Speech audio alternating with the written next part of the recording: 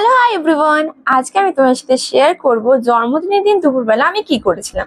প্রথমেই তো আমার বাবার দেওয়া এই সুন্দর কোয়ার সেটটা পরে একদম রেডি হয়ে গেছিলাম। আমাকে কেমন লাগছে অবশ্যই কমেন্ট করে জানিও।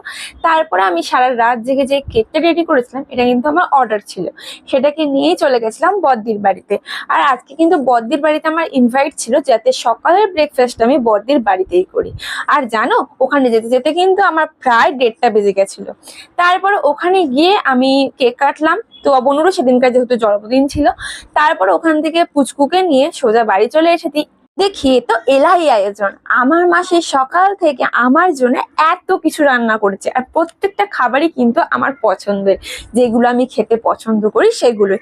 তার মধ্যে ছিল ভাত, মিক্সড ফ্রাইড রাইস, 3 রকমের ভাজা, ইলিশ মাছ ভাজা, ডাল, ইলিশ মাছ বেগুন দিয়ে, তারপরে চিকেন, আমার ফেভারিট মাটন, চাটনি, পাঁপড়, স্যালাড, 5 রকমের মিষ্টি, দই, আমার ফেভারিট রসমালাই, সমস্ত কিছুটাই কিন্তু ছিল।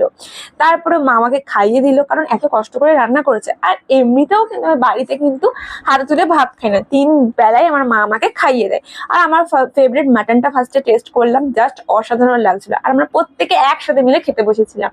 আর আজকে কিন্তু এত খাবার দেখে আমি কিছু খেতেই পাচ্ছিলাম না গাইস।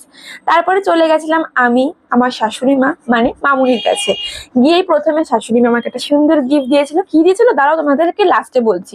আর প্রত্যেক বছরের মধ্যে এই বছরও কিন্তু আমার জন্য পায়েস রান্না করেছিল, কারণ আমার শাশুড়ির হাতে পায়েস খেতে জাস্ট অসাধারণ লাগে, জাস্ট চুমু এক কথায়, জাস্ট অসাধারণ। তারপরে দিয়েছিল এই সুন্দর ছাতাটা। এই ছাতাটারও একটা কারণ রয়েছে, কারণ আমার শাশুড়ির ছাতাগুলো দেখতাম আর আমি বলতাম কি সুন্দর ছাতাগুলো, তাই জন্য ওই ছাতাটাই আমাকে গিফট করেছে। তারপরে বাড়ি এসে দেখি বোন দেখি ঘর পরিষ্কার করতে। তারপর আমি গিফটগুলো আনবক্সিং করছিলাম, কি কি গিফট পেয়েছি নেক্সট পার্টে আছে, দেখতে থাকো।